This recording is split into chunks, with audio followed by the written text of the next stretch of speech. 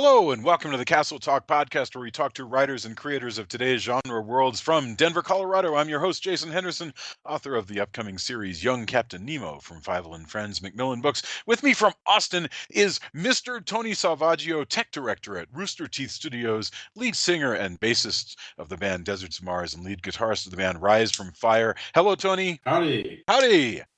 Tonight, Jon Schnitzer, our guest, is the director of Haunters, The Art of the Scare, which presents two competing visions for haunted attractions in America. The traditional boo scare style of haunt, as seen in the guise of Shar Meyer, legendary scare actress, and haunt designer Donald Julson, who both feature in the film, as opposed to the new extreme visions exemplified by Russ McKamey of the McKamey Manor in San Diego. And Mr. Schnitzer, welcome. Hey, how you doing? We are fantastic. We're excited. Tony, why don't you kick off what you wanted to ask? So it's really great. I'm so glad that you were at Fantastic Fest. All of my friends love the movie, and I was so glad I was able to catch it with the podcast. For openers, I was really curious. So what leads you, like as a documentary filmmaker, to pick, this as your subject? And then what was kind of your process for picking the subjects who you interviewed and who you focused on? Well, first I got to say, I listened to your podcast and I heard the epic hour-long discussion about my documentary. And I have to say, that was awesome.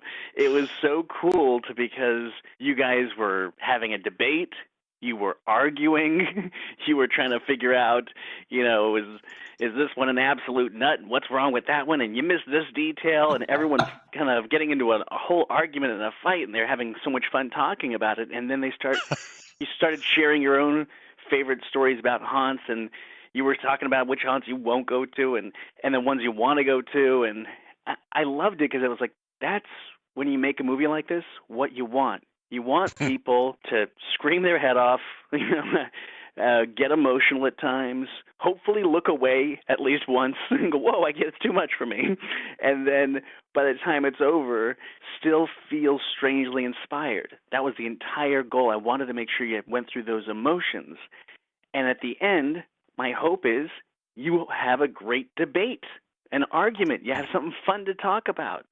So what happens after every time I see a Tarantino movie with a bunch of friends? We all freak out, and then we all start arguing about all the different parts of it. And by the time it's over, days have gone by, and we realize, well, we're still talking about this thing. So just to be on a fly on the wall listening to your podcast, it was really cool to hear you just pick every little piece apart. I loved it. I just want to thank you for that. Oh, awesome. That's very kind. That was great. I'm telling you, it was like, really, you spend 4 years on something, people will talk about it. So I'm glad you talked about it. But the reason why I did this, okay, so my birthday is in October, so I always celebrate by going to as many haunted houses as possible. And my friends that don't like going to haunted houses would have to come with me because that's the only way I would celebrate my birthday. And it was all, what's funny is I have such a fun crowd of friends that are so different from each other. To see the ones that would show up that really didn't want to be there, and you're getting people screaming and laughing, and you're getting people crying. And the reactions would always blow me away because it was so much fun to see. Like, I'm just in a state of glee going through a haunted house. I love it so much. And then to watch other people, crying or holding their chest and freaking out, the reactions are so interesting to me because it's like when you think about horror, when people talk about horror and their love of horror, when I don't feel good, I'm having a day where it just kind of sucks, I put on Nightmare on Elm Street. It makes me feel so much better. There's something about it that just makes me feel like how I felt the first time I watched it when I was 8 years old. I love that. And it's interesting because people who don't like horror, they just feel anxiety. They don't like it. You know what I mean? So, they look at people like us and just go, well, why do you like to feel anxiety? We don't. I feel something different than you do, And the thing about horror in haunted houses is it's like, to me, it tells us a lot about people, and it tells us a lot about society. The things that we choose to scare ourselves with, the things that we choose Like I want to go through this so I can actually face my worst fears. And then what we choose is our worst fear at that time says a lot about the world that we live in. And I love haunted houses. I've noticed that there was a big change happening and that all these extreme haunts were popping up. Yeah. But I also noticed these really inspiring interactive theater experiences popping up, like Delusion. And I really wanted to just film the world and see where it took me. And of course, when you're filming the most controversial full contact extreme haunt of all time that is doing stuff that is unbelievable, and then the actual haunt keeps getting crazier and crazier as I'm filming it, and just more things kept happening to it, I had to focus on McKamey Manor because I couldn't believe what was happening. Oh, yeah. I thought, I thought these things must be fake. I looked at the videos. I'm like, these can't be real.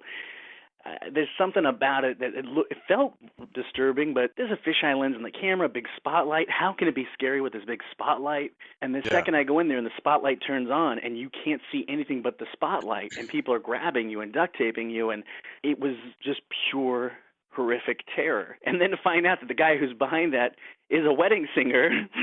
Yeah. I was like, okay, I'm sorry. This is fascinating. There are a lot of people in the haunt world that were upset that I was focusing a lot on McKamey Manor, Russ McKamey. Interesting. Right. And I understand why, because they were saying things like, you're going to make it look like we're all like this. Like, the nice thing about this movie is you can tell he's the exception to the rule. Yeah. Right. We have Donald, we have Shar, but we also meet other haunters all over the country, and they weigh in also. And there's not one other haunter who's saying, I think it's great. They're all really upset. Yeah. They do seem to be in agreement that nobody's completely comfortable with what Russ is doing in his. Exactly. And I say it like it's a crime. I mean, I've occasionally said crap like that. I think that he's committing things like false imprisonment. But even if that's not the case, everybody seems to agree that they're not crazy about his methods in McKamey. Well, he's not letting people out that want to get out. Yeah. So that's the thing. I must have asked him 800 times, why don't you just have a safe word? I was really hoping, and there's no way it was going to happen, but at one point I was thinking, maybe I'll get that eureka moment where he goes, maybe I should have a safe word. Like all these, doves will start flying and a rainbow will occur, and then all of a sudden there'll be a way out. And then I'll be like, I've got it. I've got my happy ending. But of course, it's like, there's no way this guy's going to stop. He's not going to get. He likes the idea of not having a safe word. So, it's interesting. So I wanted to capture it. Plus, it's like the only way that you're ever going to see the behind the scenes of this is through this movie. Because the only footage you see from him is, his really disturbing and shocking videos. Right, and I was dying to see, what does it look like when he's editing? What does it look like when he's filming? And even calling it Haunters, the Art of the Scare, it's interesting because there's been some people who are really confused with the art of the scare part of it. But to me, it's like anyone who's tried to create art, they have to do one thing. They got to do one thing. What's the one thing you think of when you think of art? The one word. For me, it's always passion, and I don't know. That's what powers me anyway. But sure. I mean, when I think art, definitely passion and definitely sacrifice. Yeah, because if you're going to do anything worthwhile, you have to go all in. You always hear stories of people that say, I went all in. They put all their money, all their time, they risked everything to create this one thing that they want to put out in the world that they can always be remembered by, that one thing that you can measure your achievements by. It's our chance to put something out in the world that decades later someone could still watch. And it's so interesting, or experience, hearing Russ talk about his movies and how he wants them to live on forever.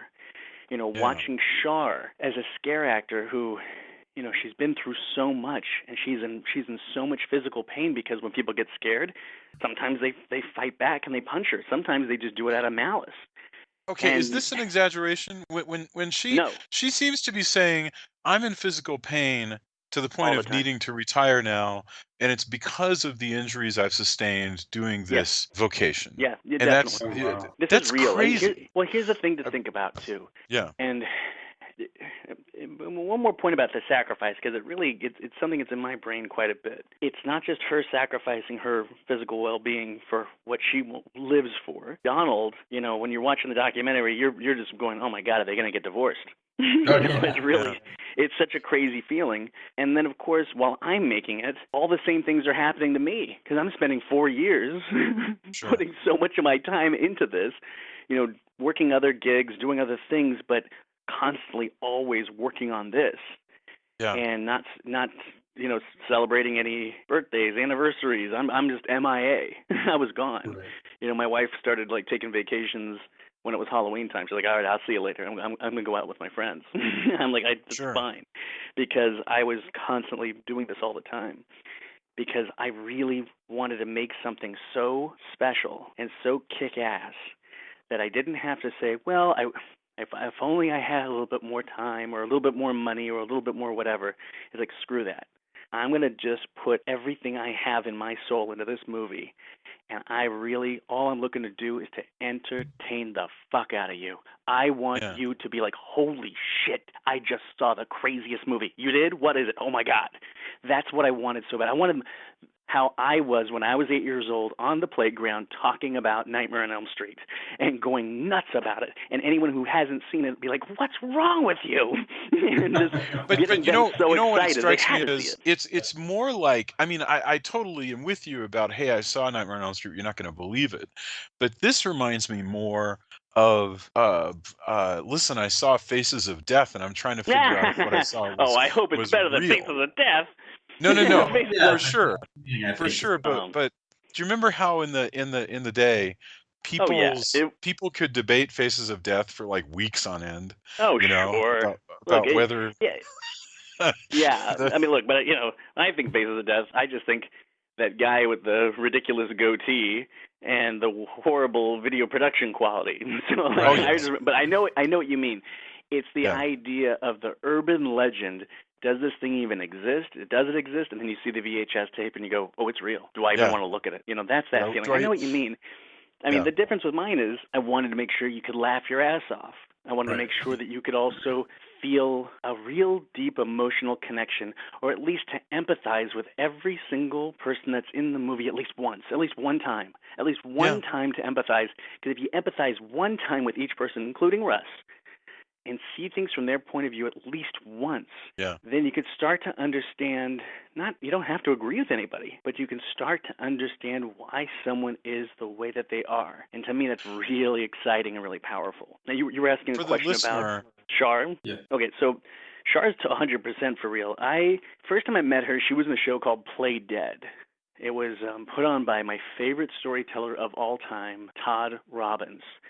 He's first and foremost a storyteller, and he's also an illusionist. And he will tell you true stories about real murderers. And as he's telling you the stories, the illusions reveal something that will scare you, that will excite you, and it ties the stories together. He really is like Houdini mixed in with Rod Serling, with a little bit of Alfred Hitchcock, and every good Shyamalan twist that you loved. That's Todd Robbins. I'm awesome. Deeply passionate about this guy. He did the live show he did called Play Dead was directed by Teller from Penn and Teller. Oh, cool. And so it's an amazing show. Right. And there's this one part where Shar appears in the show, and it's a scare. And when she appeared, I jumped out of my seat. She scared me so bad. I was terrified. It was so great. It was such a good scare. And then afterwards, I met her after the end of the show, and immediately thought she was just so cool. And then she starts talking about the different haunts that she's worked at. And I was like, whoa, you've done all of those? And she said, yeah. And I realized she is the first person ever, the first scare actor of all. And I researched this. I put out things online. I did everything I could to find out, is there anybody else who's done the same type of haunts that she's done? She's the first person to ever do every style of traditional haunt, from theme park to hay rides to boo scare, to home haunts, to everything, to interactive, to horror theater, to extreme haunts. The fact that she's done Blackout and she's done Delusion, she's done every major turning point. That is remarkable. That is really, amazing. really remarkable. Yeah. Yeah. And that's why I put on her lower thirds, legendary scare actor, because she's a legend and everyone needs to know it. I absolutely, when I interviewed her, I thought I'm going to do one interview with her and it'll be really cool to hear like some stories from the monster's perspective, from the scare actors. Sure. But absolutely. at that interview, I just was so blown away, and immediately I'm thinking, I've got to meet her husband. I want to know. I want to know what he's like. And then once I met him, then I'm like, oh, I got to keep filming her. And the movie changed because she was in it, and it changed for the better. And that's cool. I absolutely think, she's the heart of the movie, and it's impossible not to fall in love with Shar when you watch it. Oh yeah, she's amazing. I mean, just her passion and the way it's just infectious. Like we all can hope that there's something we love that dearly that we will risk it. What you're saying about sacrifice truly does ring true in all of that. Yeah. You want to find something that it's just like, I'm going to hold on to this. This is what I do. Yeah. What a life worth living if you have something that you care that much about, that you're willing to sacrifice so much. But the fact is, yes, so this is totally true about the times that she was attacked. One of them, and I don't want to give away where this took place because it was a long time ago and there's different people who run it now, but there was a haunt that she was working at years ago, and the DJ was giving away tickets to it on the radio, and the DJ said something like, tonight is punch a monster night at wherever it was, right? Come on down and punch a monster. So then all the scare actors told the management, excuse me, this DJ is saying they're going to punch a monster. They said, no, never happened. And they're saying, I heard it on the radio. Okay, well, people showed up, and they punched scare actors right in the face. This was a long time ago. Oof, and they didn't have a bunch of cameras set up. They didn't have security throwing people out. So people showed up drunk, and they thought it was okay to punch people in the face. The thing is, you have to understand is sometimes people do have that freak out moment where they can't help it, and it's an impulse. They punch it, they strike, and they can't really help it. But there are some people who show up. I was just talking to John Murray from Universal Studios Halloween Horror Nights the other night. He said, I mean, this is one of their best years ever. They have this maze for Ash versus the Evil Dead, and it's absolutely, cool. It's exactly going through the show. Oh, man. There's the Henrietta monster with the long head and the neck, and it's swirling around. This massive puppet that moves around so fast. And he says, the other night someone grabbed the head and broke the head open. Whoa. I was like, are you kidding? He's like, no, it happens all the time. And so then they have to have a team that's there just to fix things that other people will show up to break. Yeah. It's you heard our conversation, right? And I think this is one of the things that we were debating about, is that some people really do just like an excuse to act out. Sometimes. I mean, but if you're given thousands and thousands of people coming through, some of them are going to. You're gonna get one. You're gonna get one or two, and that is really super sad. But getting back to the couple, the young man and his wife, Donald, Donald and James. Yeah. So I've known Donald, by the way. I've met him in the 6th grade. Oh wow! Oh really? I'll tell you something that's really interesting. He was the first person I knew I had to have in this movie. The whole movie was basically I really wanted to make a movie with Donald about his haunt. Yeah. And I'm actually in the movie for a second when they show the photographs of Donald in the 6th grade dressed as the army guy. I'm the Freddy kid who's next to him in the Halloween shirt. Oh, that's wonderful. I'm wearing the skeleton shirt. Oh, that's my weird. It's it's the late '80s. I'm throwing together a costume. Yeah. So we met doing a haunted house together in the 6th grade, and became best friends. But I grew up, and I remember the first time I went to his house and met his brothers, and it was, it was exactly what he describes. It's exactly what they were talking about. It was really scary. Wow. And I remember I was like, I can't come back here. And then I still kept in touch. I would always see him, but I would never go to his house. Yeah. And even I remember one time I went by there in college, and I was like, whoa, big mistake. His brother was like, I remember you. And then his brother picked me up. I'm like, no, put me down. That is crazy. Too much. That is crazy. He told me, I'm doing a haunted house with my family. You should come. I said, there's no way I'll go in that haunted house, because I was terrified. I didn't know what. He's like, no, it's really great. I'm like, there's no way. Years went by. I refused to go. Okay, this is telling you, Then I finally went, and what I saw was, oh my God, this haunted house has brought this entire family together, and it really did, and it was absolutely so beautiful to watch. And I was like, what a great story, and this has to be filmed. But what was really interesting is there was a guy that has a haunted house across the street, and he's been doing it for 10 years, and he's a really good haunt too. And I said to Donald, oh, that's awesome that a guy's doing the haunt across the street. You guys must really love talking shop. He's like, are you kidding? I've never talked to that guy. He's the competition. That's funny. I was like, oh my God. Then I thought the whole movie will just be his haunt, that haunt, one street, I'm done. This is going to be a lot of fun and real easy and hilarious. And I was like, okay. And then I got his neighbor to get on board, and he signed the paper. I'm like, okay, we're gonna do this. The first day I show up, Donald's like, I met him the other day. He's a really nice guy. I was totally wrong about him. I'm like, well, there goes that movie. Wow. This competition movie isn't going to happen. Mm-hmm. That's awesome. That was out the window. Man. So you were talking about Donald and Jamie. I heard you guys wondering how real some of that was. Yes. Okay, here's what I'll tell you about. And before you go into it, for the listener who hasn't heard the review of the movie itself, you've got this couple. You've got this big beefy dude who wears sunglasses all the time, and looks like the Terminator. And he hosts a home haunt, and his sort of sunny wife who says constantly that she's uncomfortable and annoyed by the whole Halloween thing, and just sort of constantly digs at it. And that's their plot. We keep going back to her, and she's saying, I cannot wait for this whole thing to be over. Anyway, go ahead. How much of this is real? It's 100% real. And here's what's interesting about it. Imagine this entire family has been brought together over this haunt. Yeah. With that haunt, the whole neighborhood loves them. The whole neighborhood, who, by the way, used to call the police on them all the time, including on Mother's Day. So this is on Halloween. Everyone loves this family. Yeah. And his wife is the one person who's like, we got to be finished with this. We got to wrap this up. And, so of course the whole family is pissed off because they're like, what's going to happen to our family? This haunt's not around. Yeah. Which is a kind of a really interesting thing. So I was like, I really want to film her. And she said, no, there's no way I'm going to let you film me. And the day that they're standing outside that house, that was my birthday. So my birthday present was that I got to interview them, but I could only do one take. So it was like, you can do one take with me, and that is it. So what I filmed with them in front of that house is a 38-minute argument. Okay. And that raw footage is priceless. At one point was going to be like, the bonus feature will just be the argument because it's so funny. Yeah.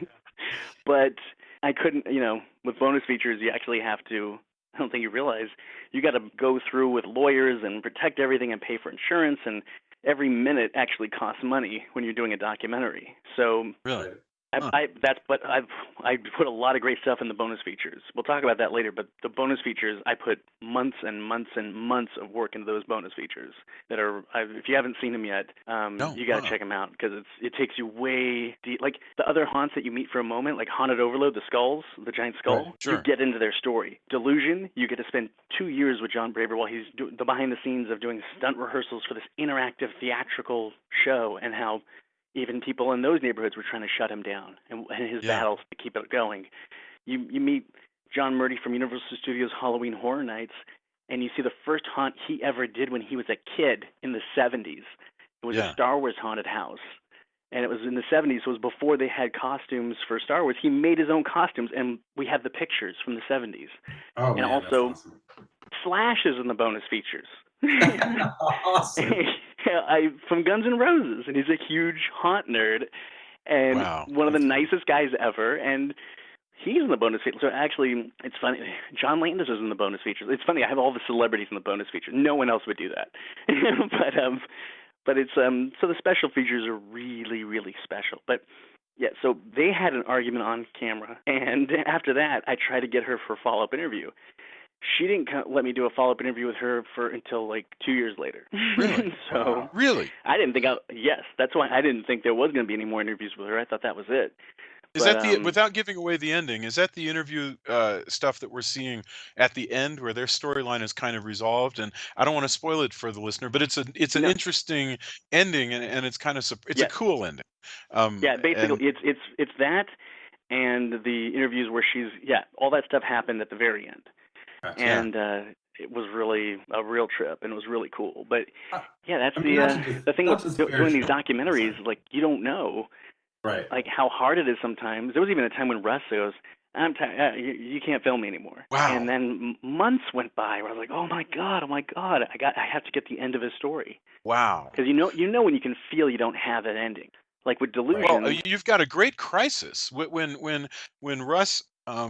Certainly, I won't spoil any of the endings, but there's a whole moment when it looks like Russ is going to have real victory, being able to grow his. Because we've been debating about how moral or whatever his haunt is, but he looks like he's really going to grow, and then he meets challenges that he never imagined he would, and that you really do feel for him.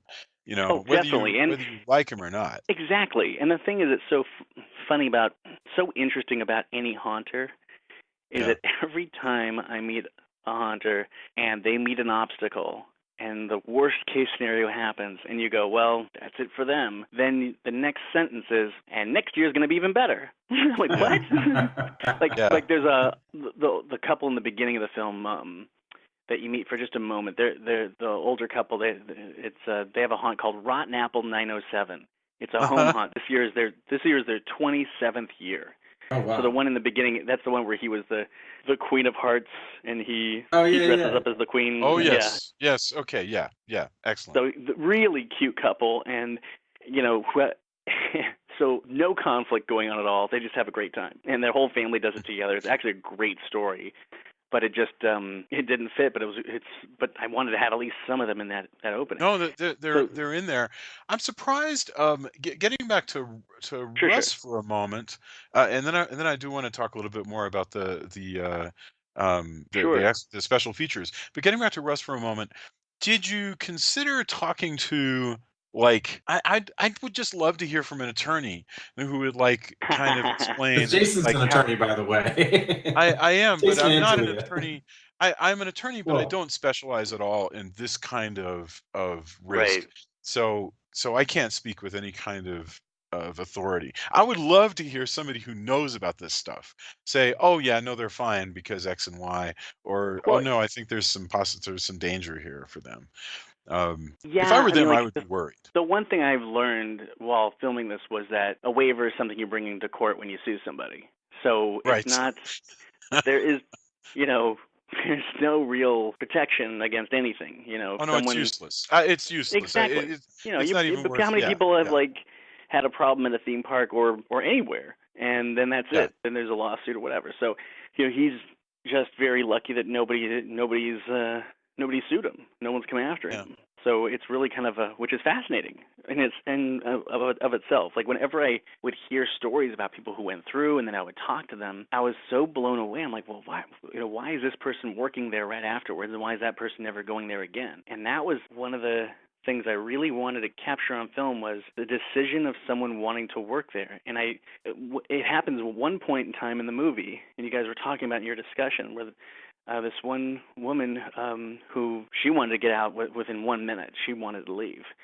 Yeah. And by the end, she says, "I really want to act here." And then I was like, "Why do you want to act here?" And her answer really blew me away. Yeah. And it made me think so much. It was really fascinating to see. I would show people their own footage back to them and film their reactions. There's that one scene where you see a couple people doing that. Right. Yeah. And it was so interesting to see their reactions versus when people are finished and the first thing they want to do is, "I want to do this to somebody else." Yeah. And at first I really was like, why is that? Why is that? And the more I kept thinking why, I kept thinking fraternities.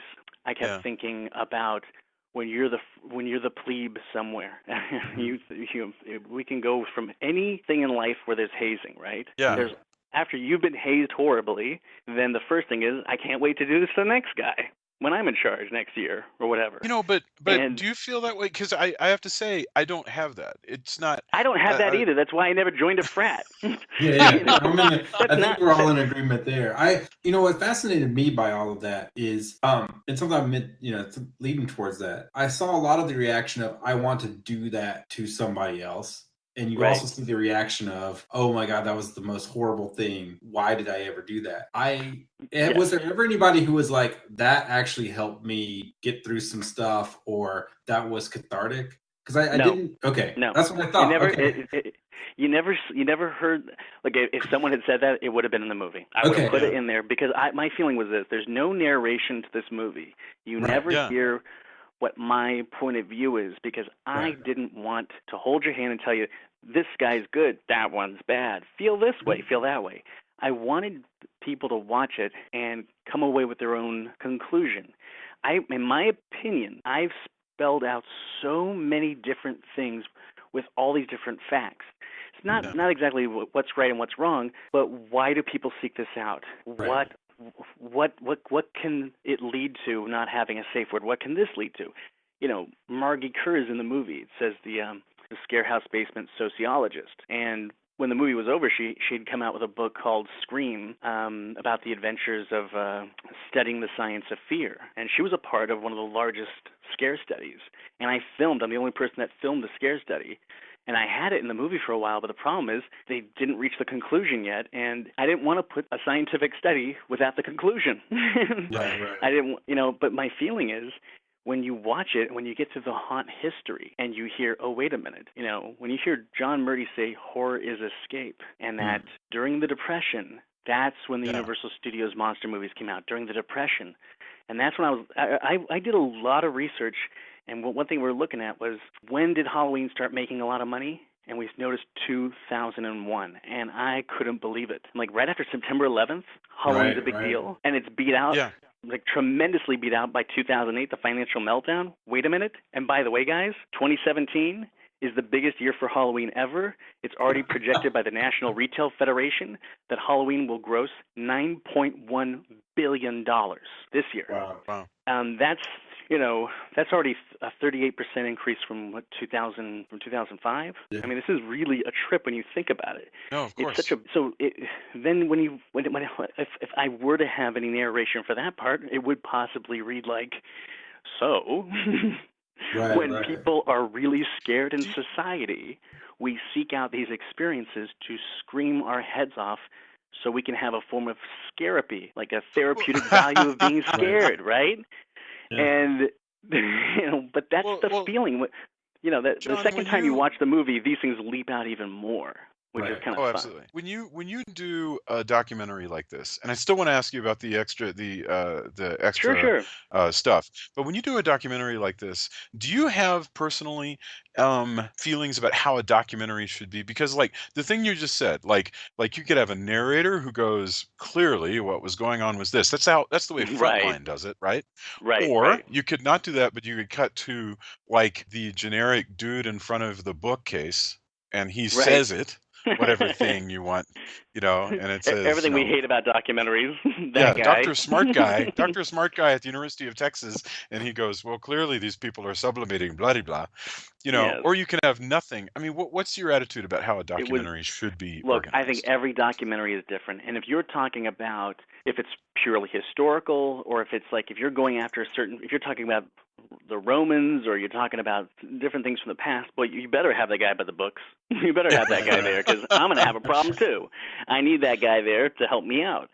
But my feeling is, if it's about people and about society and about a subculture, then we should not. And if it's about now, then we really shouldn't have someone telling you how to feel, because it's going to unfold in front of you. My favorite documentaries would be Exit to the Gift Shop, which you actually go into the subculture of graffiti artists, and it's mind blowing.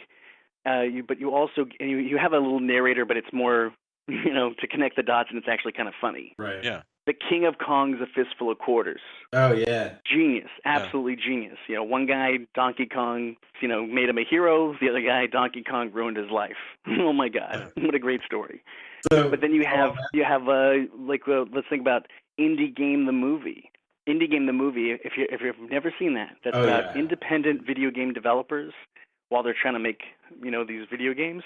And I really got swept up by the emotional narrative of that movie. Mm-hmm. And I studied that movie. I watched that, I must have seen that at least a couple hundred times. I mean, I watched it over and over and over again. And I kept, noticing the tone shifts about it, too. I just absolutely loved it. And I wrote to James Swirsky, the director. And asked him a lot of questions, and he answered all my questions. Next thing you know, James Swirsky from Indie Game the Movie is totally mentoring me. Oh, That's And awesome. then I reach That's out really to wonderful. Rodney Asher, because Rodney Asher, Room 237 and The Nightmare. I mean, Boy, that's a I did see that one. Yeah. oh my Yeah. God. I love those movies so much because there's nothing like it. I mean, The Nightmare is the scariest movie I've ever seen in my life. That's like, I'd be the kid that show up with Nightmare on Elm Street to a slumber party, and then some other kid would be like, but this one's true. And that'd be way Yeah. scarier. So these guys were wonderful sounding boards. I got to reach out to them, and they gave me so much advice. So one thing I liked about their documentaries, especially like The Nightmare and Indie Game the Movie, there is nobody there to tell you what this guy's doing is healthy for these reasons, what this guy's doing is wrong for those reasons.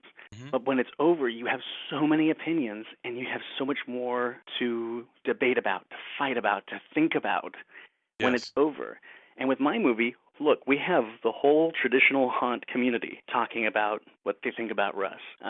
Yeah. You definitely have Right. a sociologist talking about what she thinks about it too. Yeah. But at the same time, every time I show this movie, I always get at least 3 or 4 people who walk up to me. They're going, how do I get on the list for McKamey Manor? Oh my It God. always Yeah. happens. And then everyone else like, I would never do that. I would never do that. I show this to distributors, and there were executives that were like, I really got to do this. Yeah. Total Yeah. frat dudes. I got to do this. Which is really interesting. But then look at how many women wanted to go through McKamey Manor. Look at all kinds of people wanted to test themselves. And then when that one lady said, he says, why do you want to do this? And she said, I want to prove to myself that I'm not a wimp. Right. Right. And when Grace's reason, when she said she had lost her job, it was 2008, and she had lost her job, and she was really scared, and she wanted something that could quantify the horror she was feeling. She said to quantify the horror I was feeling at the time, and that was ringing in my ear, and I was like, what a really insightful and interesting thing to say out loud. Yes. So, have you ever wanted to go through something really scary that represents just how scared you are in that time in your life? I mean, she knew she was going there for some kind of therapeutic thing to happen, some type of thing like that. But I mean, that's it the thing. certainly It's like, sounds true. It sounds like something sure. that she's saying that's true. Having said that, and that's why it's interesting to watch, because I don't feel that myself. I don't share Sure. that feeling, so, Yeah. but I totally believe her when she says it. And let me ask you this though. If somebody were to do something in your documentary, and I'm asking because I literally don't know what the answer is. Sure. Let's say one of your people you're interviewing says something really that sheds terrible, that makes them look terrible. Maybe it's very embarrassing. Maybe would you consider not using it? I mean, I guess you got thousands of hours, right? So you can use Yeah. whatever. You look.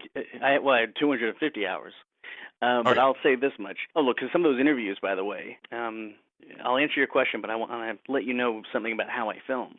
Yeah. Because I heard you guys mention something like, well, people do act for the camera when you have a camera pointed at them. That is totally true, which is why some of my interviews would go 6 hours, 8 hours, and I Yeah. would have the camera away from me, Right. and we would be locking eyes. Right. And after you can fake your way through a couple of hours. Right. Some people can fake their way through 3 hours, and it still has that fakeness. But once you go beyond that and you're tired and you're telling the truth, it's almost Yeah. like this truth serum moment kind of happens. And it's happening because we're trusting each other, They trust me that I'm not here just to lambaste someone and embarrass somebody. Mhm. I wanted to make sure everyone is very clear. I'm not here to exploit anybody. I know I've seen documentaries where I'm like, God damn it really feels like they're exploiting this person right Oh now. yeah. Oh, yeah. And I want to do everything I can. These are human beings. I want to treat them like human beings and tell their story and tell it the way it really is. And one thing I will say that I'm really proud of is that everyone that saw the movie, including Russ, who finally just watched it, they all said the same thing. They go, yeah, that is what happened, and that's how I am. Like, there's no one who said, you made me look this way. And I wasn't sure what Russ was going to say after he saw himself, and he goes, yeah, that's me. And it made me feel so good because I wanted to capture these people as they are. I mean, Donald was so surprised that we got him. His wife, who wouldn't go to the LA premiere, she was texting. She was watching it at home, and she texted Donald. It was so funny because there's like a reverse of the texting scene from the movie where she's texting him, but you better get home or we're going to get divorced. So she's Yeah. texting and she's like, "I love this movie. Oh, It's wow. so great." And she's Wow, like, "It's that's this," amazing. and I was like, and her response about that too was, she loves it. It's like, it's absolutely hilarious to see me, completely. She has a much better phrase than what I'm thinking of right now, but she was saying something like, to be begrudgingly of my husband's dreams. It was absolutely funny to see that. But Yeah. she's like, I really loved the full story of it though, and I was really, because I felt lucky that I was able to capture that moment too. Sometimes you have a moment in your life and you think back on it and it feels like, well, it probably wasn't that crazy at the time. But then you look at this film and it's like, wow, you captured these people's relationships, their life, and what was going on in this crazy, fun, wild, scary industry. And every once in a while, someone does say something that is completely insane. And what I have to do is weigh that out and go, okay, here's the deal. How does that fit in the story that is being told right now? How does that fit? How does that fit within haunted houses? Are we really going to this particular place? Because I know they said it, and I know this would be great on a trailer. This would be a great quote, and it would be absolutely incendiary. But if it doesn't go with this subject, and then there's no reason to put it in there. There really isn't. My feeling is I want to make a great movie, but I want to make sure that when it's over, I can feel good about myself as an artist, as a storyteller, and as a human being. And I feel so good about this movie because we were able to take you to some of the darkest, most shocking and disturbing places you can go, and still by the end you can feel so good at the end. I hope you did. At the end, did you guys feel good? Yeah. No, I was still a little disturbed by Russ, just because that's my nature. Well, you should be. Yes, it's disturbing. But at the same time, if by the end of it you actually feel like, look, Django Unchained had some of the most shocking imagery I've ever seen in a movie, and also had moments that were hilarious, and also had moments that were heartfelt. But by the end of that movie, and they showed really crazy things and representing things that actually happened. Mm-hmm. But by the end of that movie, you're cheering and you're feeling great. And that's what I wanted with this movie too, was that, we're going to be switching gears, going through all these emotions, so it kind of in a way mirrors the way that your emotions go through when you go through a great haunted house. You laugh, you scream, you feel completely like, why did they have that toilet gag that's smelly water spray on me that was so gross? But I was having fun until then. I always feel that way when the toilet shows up in a haunt. But then something else happens that makes you laugh, makes you scream, and by the time you're over, you're like, oh, God, that was great. I got to do it again. No, I think it was fantastic, man. I really like. Oh, thank you. Especially because Jason and I we're film buffs as well. During Fantastic Fest, like I've said on the podcast, I'll see like 40 movies. So you quickly go, okay, this was a neat documentary, or this was a cool movie, but maybe it fizzled out at the end. But no, I thought the through line was great. The subjects were great. Like it and everybody, like I said, everybody at the fest you have to see this. And one friend of mine actually was like, I saw the scariest movie and it was a documentary.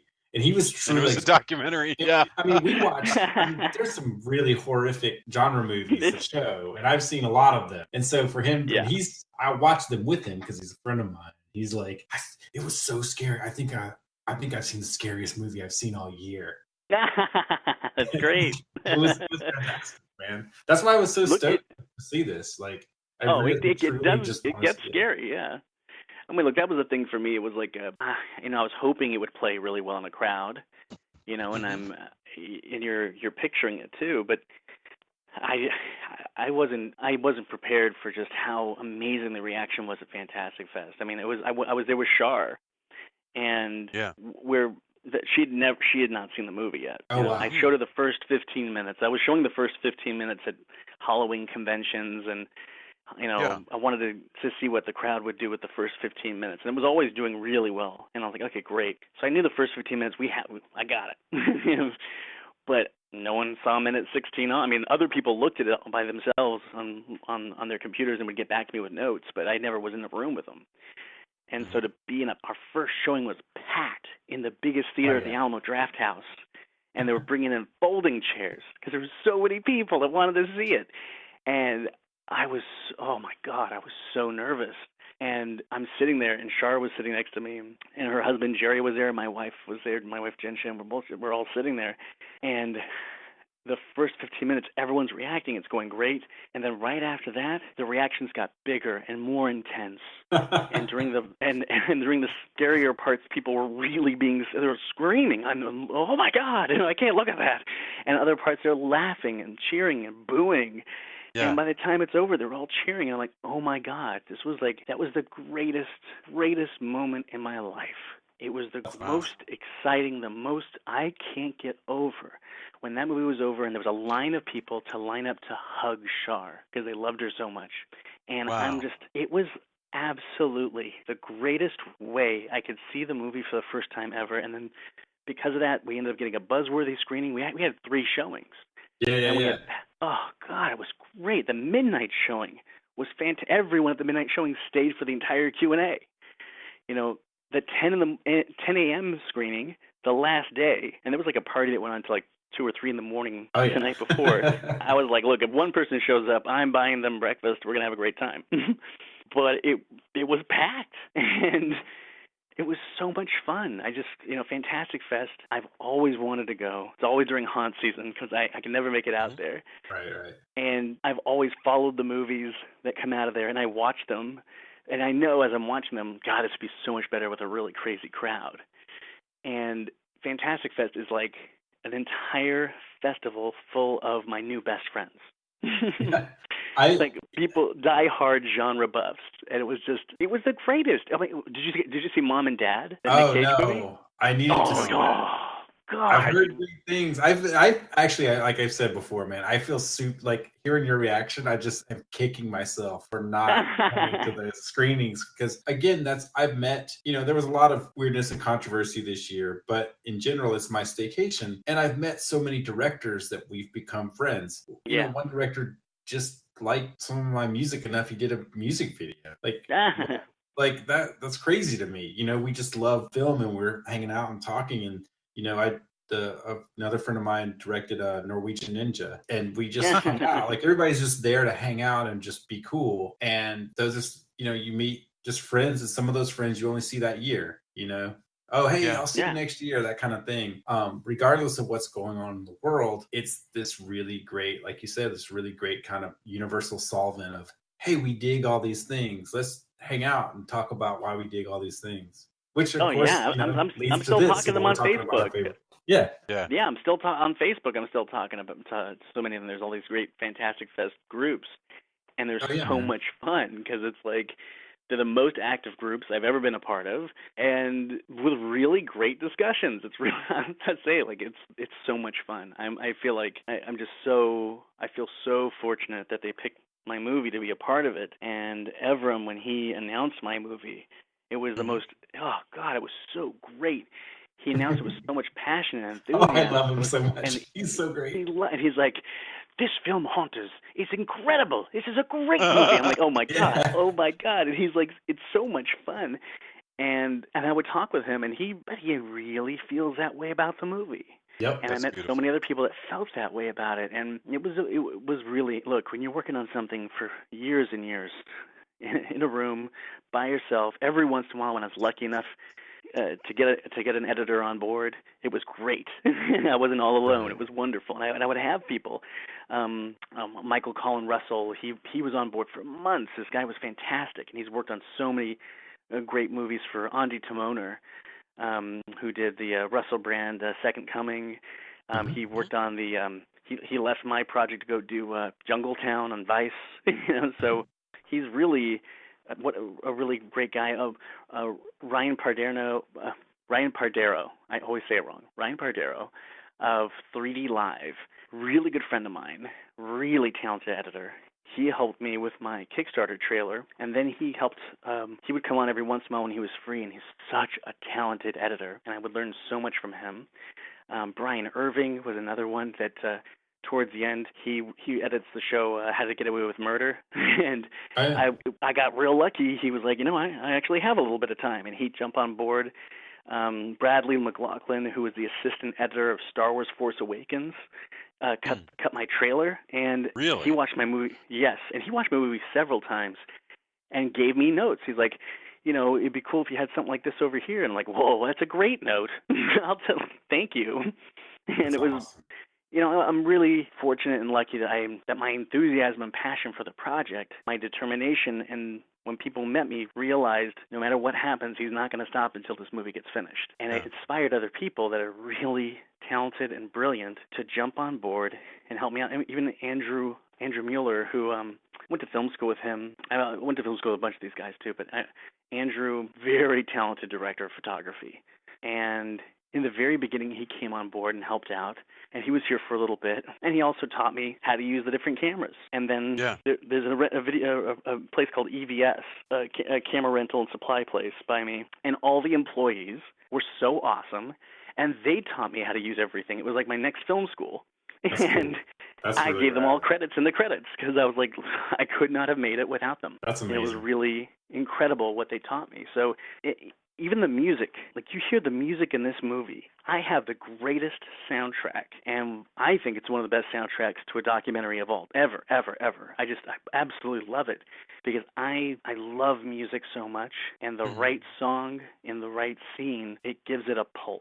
It gives it it gives it the soul does. that you need, right? You get that feeling. So I wanted more than anything Dead Man's Bones. Do you guys know what Dead Man's Bones is? Yeah. So Dead Man's Bones, it's like a haunted house band, a Halloween band, and I see. it came out in 2009, but it didn't really take off. And I always listened to the music, but I never looked at who did the music. And I looked it up, and it's Zach Shields, who, by the way, is a really talented writer, and he co-wrote Krampus. He co-wrote the new. Oh, okay. Yeah. Co-wrote the new Godzilla. I think he's also co-writing Trick or Treat Part 2. I mean, he's absolutely, oh God, he's really brilliant. And Ryan Gosling. And I was like, this can't be Ryan Gosling. I'm sure it's like this other Ryan Gosling lives in his mother's basement. He's like, quit calling me that. I'm the other Ryan Gosling. Leave me alone. But it's like, no, it's Ryan Gosling. And you think 2009, that's The Notebook. It's Ryan Gosling of The Notebook. So these guys are going on tour doing Halloween music, and all these girls are showing up wanting to see the Notebook guy probably sing songs about the Notebook. And instead they're getting these, a children's choir dressed as ghosts, and they're singing these spooky songs. And I wonder why it didn't take off, That's amazing. That's really pretty cool. Oh, but they have a song called Dead Hearts. And I was like, oh my God, that sounds like what it is, the creative process of being a haunter. The glass smashing, the crescendos, the spooky music. It felt so much like Halloween. And I was like, I really want that song as the theme song. And Monique Powell from Save Ferris, the lead singer of Save Ferris, in that 90s ska band. Sure. Okay, well, I saw the first Save Ferris show ever. I grew up in Orange County, California. I saw every ska band. I wore plaid suits all the time. When I first met my wife, I was wearing a plaid suit, and she was like, what a jerk. So, it's a true story.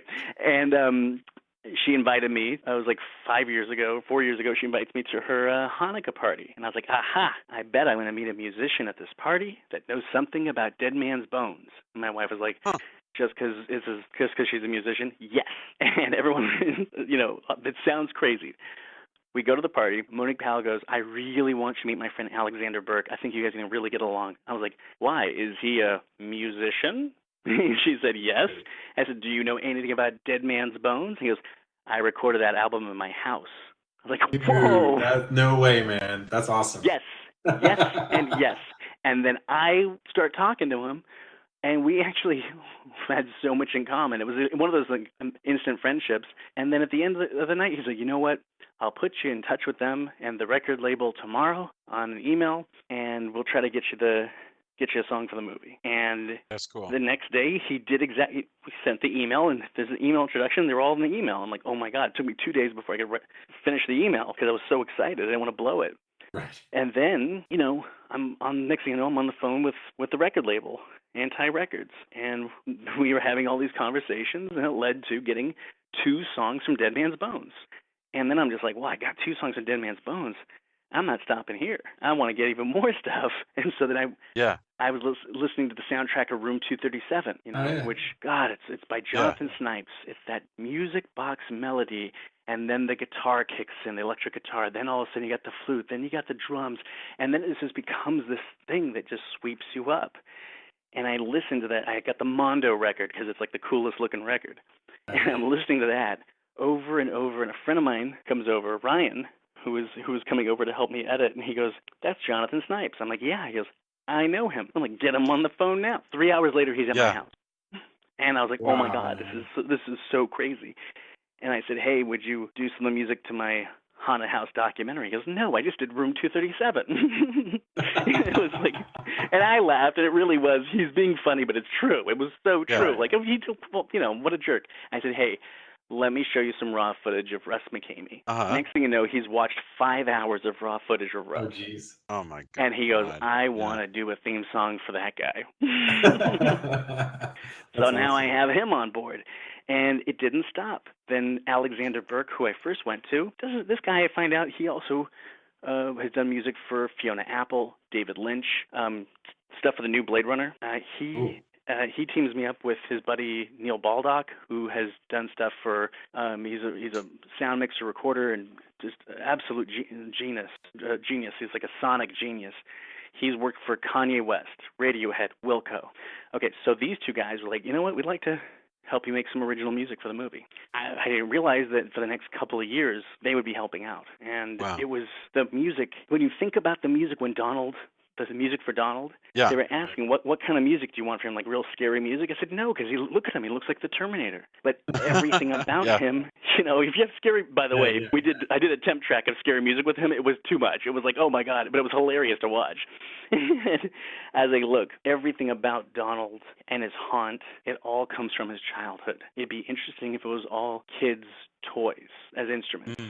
Yeah, and good they were point. like, they were like, okay, cool. I said, it'd also be nice if we had a choir to chant and clap their hands for like the monsters and stuff, because you get that kind of childlike play. Well, I didn't realize when I went to the recording studio, they had a choir there. There's a choir. And here's a toy piano. Here's all the other toy instruments. I'm like, what? You just get there? Yeah, we got all this stuff. You said you thought it'd be cool. I was like, oh my God, this is so awesome. So that's the thing, when you are watching the movie and every part of it. I mean, even the third act in McKamey Manor, when you go to the most disturbing part of McKamey Manor, when he brings that haunt into like the darkest, craziest thing ever. Nothing we were doing could match how it felt. And then Jonathan Snipes goes, "There's a band called Empty Set you should listen to. Listen to the album Recur." I listened to it, and one song on there called Fragment sounded how it felt when I was in McKamey Manor. It sounds like a panic attack. It's that. That is exactly how it feels. It feels like someone captured the feeling of panic and real terror. And look, when I was filming in McKamey Manor, I had tons of freakouts. I mean, I had a panic attack. I don't even know how long it lasted. It was crazy. I was holding my breath and closing one eye because I couldn't believe what was happening. Yeah. And that song captures that. And that band was like, "No, there's no way we can't give you the song." So then I edited that whole sequence with that song anyway. Yeah. And then I Skyped with them and showed it to them, and they were like, Yes, we'll do whatever it takes to get that song there. This is perfect for the song. It's like, I'm so forever grateful to every single musician that jumped on board and gave me music, because it's like it takes something that's two-dimensional and it brings it into like the greatest 3D ever. All of a sudden, it gives it a texture. Definitely. I know that I know that we could probably talk for another hour or so, but I wanted to. Let's do it. All right. Now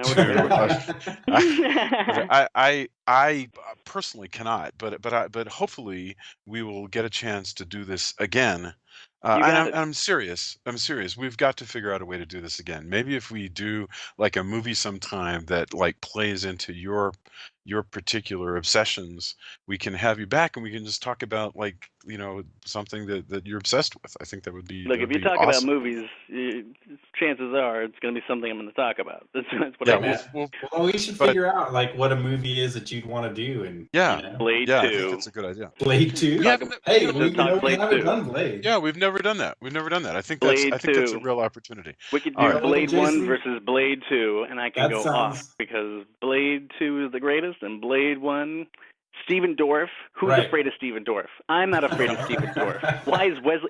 Let's say Wesley Snipes is not a vampire. He's just Wesley Snipes. Why is he afraid? Let's say Stephen Dorff is a vampire and Wesley Snipes is just an actor, Wesley Snipes. There still should be no fear. I'm Wesley Snipes. I am Wesley fucking Snipes, and you're Steven Dorff? I'm not afraid of you. Go back to the gate. I am not afraid of you. Come on. but I will say this. Go ahead. Oh, please, I love it. I can go on forever. I'm like, Blade 2. Even when I met Guillermo del Toro, I was like, Blade 2 rules. He's like, I like it. But I will say this. Yeah, let's do that. Go ahead. You go. You go. Well, I was just saying, Jason, it sounds like, we have, once we kind of get our schedule together, it sounds like we have to do Blade 2 and have you on. I think that's a very good idea. Oh, yeah. I think we have to do that now. Come back. I know exactly where it'll fit. So I think that's perfect. A wonderful idea. Awesome. Look, Blade 2, and then anytime you want to talk Freddy, because I even have a Pee Wee Herman doll with the voice chip of Freddy Krueger. Oh, man. That was done. Yeah. We've never done. Listen to this. No, wait, listen we did Nightmare. Did Nightmare. We listen just didn't do. And we did. Listen. Did you hear that? Yeah. He said, "Welcome to Elm Street." This is a Pee Wee Herman doll with a voice chip of Freddy Krueger. Here's another one. It's a laugh. That is anyways, that's probably the most disturbing doll of all time. I even still have my Freddy's Dead 3D glasses that that's amazing. From the theater. On one side of it is an ad for House Party Part 2, and the other one is Suburban Commando. Suburban Commando with Hulk Hogan. Yeah, that is the craziest mix-up. I had no idea those were like, oh, well, if you are into this movie, how about Suburban Commando? Because and House Party Part 2. Yeah, you're gonna obviously. Why not? It's almost like if you see that movie, it's like, well, since you like this garbage, you'll probably like this shit too. It's like such a crazy. I remember watching it, seeing that and being so insulted. I mean, House Party 2, but that was great. Whatever. Pajama Damage. I'll see it. It kind of makes me want to do some weird, strange tour where you mass produce those glasses, but then you show all 3 of those movies. In each city, you'll see these 3 films, and here's the glasses. Why? You know what's funny? Right. I'm like a real 3D nut, and I met the guy who made these glasses, and at a 3D convention.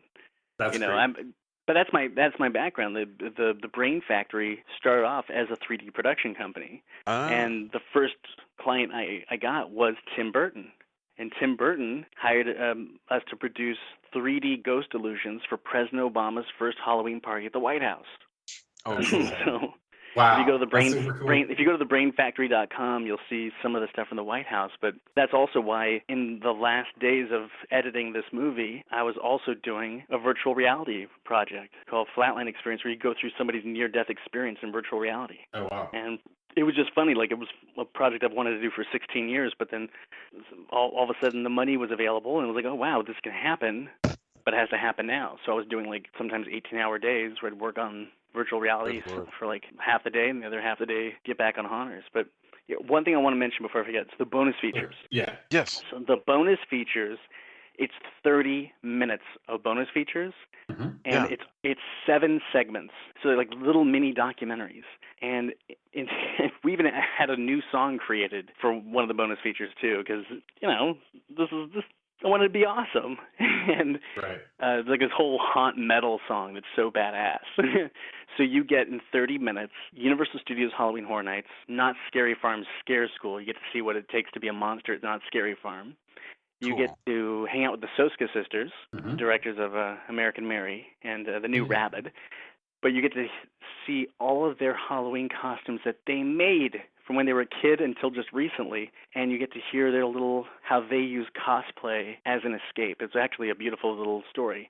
Then you also get into Delusion, the interactive haunted house play, Haunted Overload, and you get to see how these guys make these massive structures, and how that started off as a home haunt where he would sink telephone poles into his front yard and make these massive monsters. And that became it was really a trip. It's a great story. And, of course, we also have Blackout. You get the Blackout origin story of how they actually started Blackout, when Blackout teamed up with Jason Blum, and you get more of Jason Blum from Blumhouse talking about the Purge Live Fear of the Night. It's when they did a Purge Live horror experience that was it felt like the Purge meets Escape from New York, and a lot of stuff from that haunt then became Purge Part 2, which is really kind of fascinating how a haunt influenced a movie. And then the last one is the Los Angeles Haunted Hayride with Melissa Carbone. She's the one that went on the Shark Tank and got the most amount of money ever in Shark Tank history. I think it was over $1 million. And you actually get to see the creative meetings between her and the haunter for the LA Haunted Hayride. You get to see them arguing, and then you get to see what those arguments then create. And it was painful to take any of that stuff out of the movie, but every time that was in the movie, you feel like a little slow or a little long. Sure. And Because you've chosen your storyline for the movie, and it's these bouncing between these three people. But I love the fact that you've got these as segments. Oh, please! But the first cut of the movie had all of that in there and more. And Rotten Apple was in there too, and a lot of other ones. We actually had something like, oh my God, 10 haunts in the first cut, and the first cut was an hour 45, and it was complete insanity. It felt like the Dio of haunt movies. It was just like, you want some haunts? I got haunts. I got more. It should have been called Hauntastic or Hauntgasm. Just like, I've got haunts. And there was so many haunts, and the same thing would always happen. Once you get 34 minutes in, you're totally exhausted. And I was like, no, this is not a movie. But one guy was like, don't edit it. I love it so much. I'm like, what do you like about it? He's like, well, it's like this great haunt buffet. I'm like, nope, it's got to go. I'm not making a haunt buffet for the next many years of my life. I'm making a kick-ass movie. So, and it does. It is very, very effective. And the great thing is, so you got the Blu-ray with the bonus features, but the fact is, this movie is everywhere. I mean, I've seen it on VOD. I've seen it on like your streaming services. So it's getting really good distribution, and that's I got a distributor. It was Cinedigm, and they're a real deal distributor, and it was really cool when they came on board. Before I had gotten into any film festivals, I went after distributors, and I found about 4 or 5 different distributors, and they all had different ideas, and they were really cool, and it was really interesting to see what they wanted to do with it. And it's a small film. This is a low budget movie. This was a Kickstarter project. I raised $37,383.43 on Kickstarter, and I put in more on top of that. But this movie is way under $100,000 budget. It's under $100,000. Wow. I mean, this is a very small movie. It's a very little movie. And when you think of it in that way, and then it wasn't in any festivals yet, and there were people that were really excited to help get it distribution and really teach me how that all worked, because I didn't know the next step. I never made a feature film before.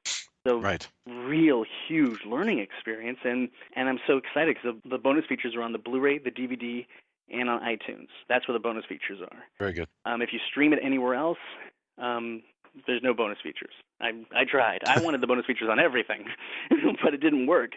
Sure. So I got it to as many places we could, and it's really fun. Those bonus features are, for me, you don't even. It's like a double feature. It's like, watch the movie, have a great movie, and when the movie's over, now it's time to go on a haunt tour. Yeah. And that's for what this, the bonus for this features half hour tour. Yeah, no, absolutely. And there's still more stuff that I cut that's not even in there. My hope is I really, really, really want to do a TV series so badly, where I want to explore all the different haunts around the world and not do it in a cheesy, silly, lovable loser way. I'm just tired of every time someone points a camera at a haunted house person, they treat them like kind of lovable losers or this is a kitschy, cute thing. It's like, no, you have to be P.T. Barnum. You have to be a visionary director, producer, storyteller. Then you have to be a marketer. Then you have to promote the shit out of it. You have to do all these amazing things. And then what does that do to your personal relationship? And then what kind of person goes through the haunt? And who is the actor? And what training do these monsters go through? And who are these monsters? The people behind the mask that I'm going to be the most vulnerable with in the darkness. Are they people like Shar? I hope so. I really do. And that'll be fun to see, because I've been talking with haunters in Japan, and they're doing some really crazy stuff in Japan right now, which is really cool. But the haunts around here, oh God, they're doing crazy stuff in Japan. But I just went to one in Fullerton called the 17th Door. Have you heard of the 17th Door? I have not. Oh, look it up. It is a mix of extreme haunts with kind of interactive theater. Shar's working there now. Towards the end of the movie, you actually see her at 17th Door. But this year, it's a prison theme, and it scared the shit out of me. I screamed my head off. I mean, they have a safe word, so you can call it. And what was great about their safe word is you didn't have to leave the haunt. You just skipped to the next room, which is kind of cool. But the idea of 17th door, really cool. Here's what's cool about it. I got to tell you this one thing. We'll go. But here's what's so cool. 17th door has 17 doors. And so the first door is red, and the second the door goes green, you have to open the door, and you have no idea what's going to be in the room. And when the door closes behind you, you're locked in the room, and whatever the scenario is in that room, it's going to go on sometimes for a minute, sometimes for 5 minutes. It's a whole experience. And there's times where you're climbing, you're crawling. There was a scene where there's water flooding everywhere. Now it's soaking wet. There's definitely something to do with cockroaches. But then there were other moments that were just with so much suspense, and it felt like you were in a horror film and you're watching something unfold. It was really cool. I mean, and your name's Jason, right? Yes, sir. I remember when you were saying that you don't like haunts anymore because they seem too influenced by Saw and Hostel. But one thing I'll say is this. There are so many haunts that are totally different from that. I mean, you look at Haunted Overload, the ones with the giant skulls, that's like the type of Halloween that you'd think of as a child. And it's a massive scale of hundreds and hundreds of pumpkins and 4-story tall skulls. And it makes you feel like a kid again. But look, I'm going to go to a home hunt this weekend, that one that's in the movie Rotten Apple 907. Last year they did Snow White. This year it's the Vortex. I have no idea what that means. It's going to be so cool. There's there's a home hunt called the Backwoods Maze. It's like if Mad Max had a haunted house. Like it's the craziest, wildest thing. There are thousands of haunted houses, and there's so many of them that they just run the entire gamut. There's now a haunt for every subgenre of horror. So you have haunts that are horror comedy. You have mystery suspense. There's even a haunt here that got the podcast Lore. There's a Lore haunted house that's totally approved by Amazon and licensed out by Amazon and Lore, and you go through 6 of the Lore stories as an interactive theater. So there is something for every single person. There's something that's out there for you. That's really good to know. That is actually that's a huge because I kind of felt like all of live haunts had sort of left me behind in this sort of modern world of I'm not dissing it. I'm not saying that I'm too of course not. good or too nice for all that stuff. It was just like it just wasn't necessarily to my taste. But I'm glad to hear that. That's really cool. Look, there's always going to be back in my day it was different than this, which is totally true. Right. And I love but at the same time there's still the kind of back in the day haunts. If you come to California, there's a haunt called Reign of Terror. And Reign of Terror, they're in the movie. It's that when the washing machine becomes that zombie. Sure. So Bruce Stanton's Reign of Terror. It's 100 rooms, 100 massive rooms, and this guy is like charging $15 a ticket. He is just trying to break even. He does the most incredible spectacle show, and it's robots, it's special effects, it's all these actors, and you leave and your head is spinning, and they have one of the best spinning tunnels of all time. Everything is just big and massive, and it feels like a massive theme park in one location. So there's a lot, and even when I was in Texas. And I took a tour of House of Torment, and I was like, oh, my God, this is the coolest. It was really amazing. I'm sure you could do House of Torment. I mean, no doubt about it. That laser swamp with the giant gators, oh, my God, that was so cool.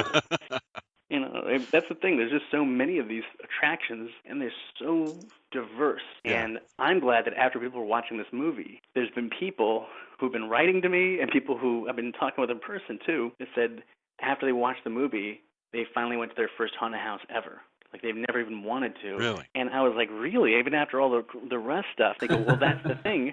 I was arguing while I was watching the movie with the extreme guys, but then they were actually getting won over by Shar and by Donald and by John Murdy at Universal. And they started realizing, oh my God, these people have such heart. But then some of them, they want to do Blackout afterwards because they go, well, there's a safe where at least I can get out. I want to see how far I can take things, which is really interesting. Exactly.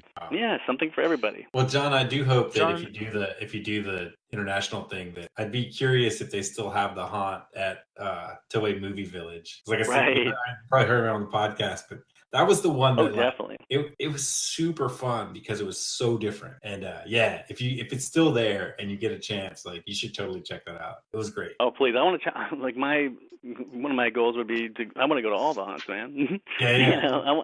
I've been dying to go to Universal Studios in Orlando because I just keep hearing about how incredible that is over there too.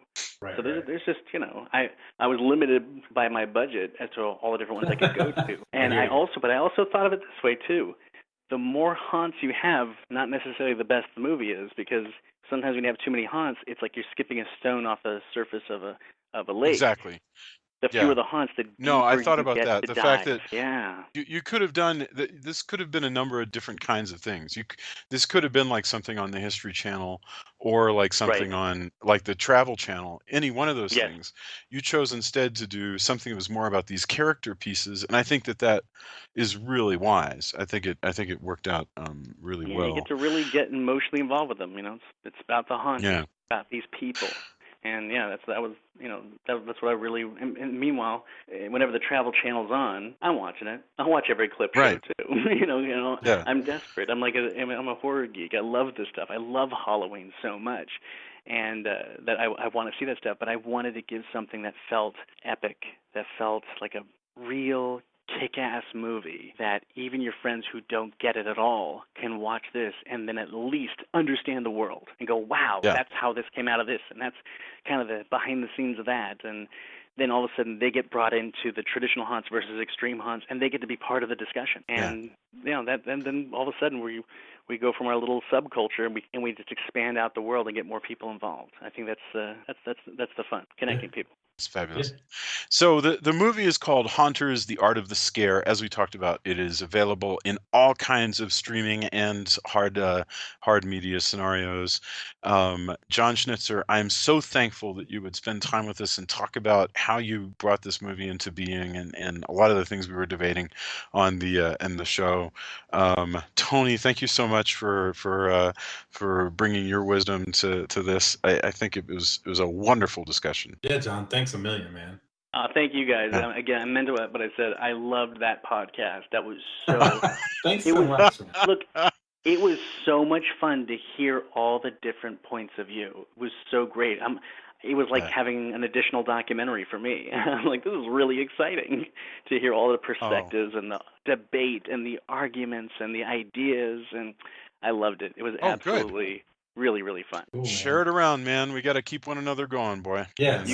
And so Blade 2, we'll have to figure that out for sure. We will make it happen. We will make it happen. I'm serious. We could fill up a good 12 hours from Blade 2. I know how to make that happen, so we'll figure it out by email because I know when to do that too. All right. Have a fantastic evening, guys. I will talk to you soon. Bye. Take care. Bye-bye. Yes.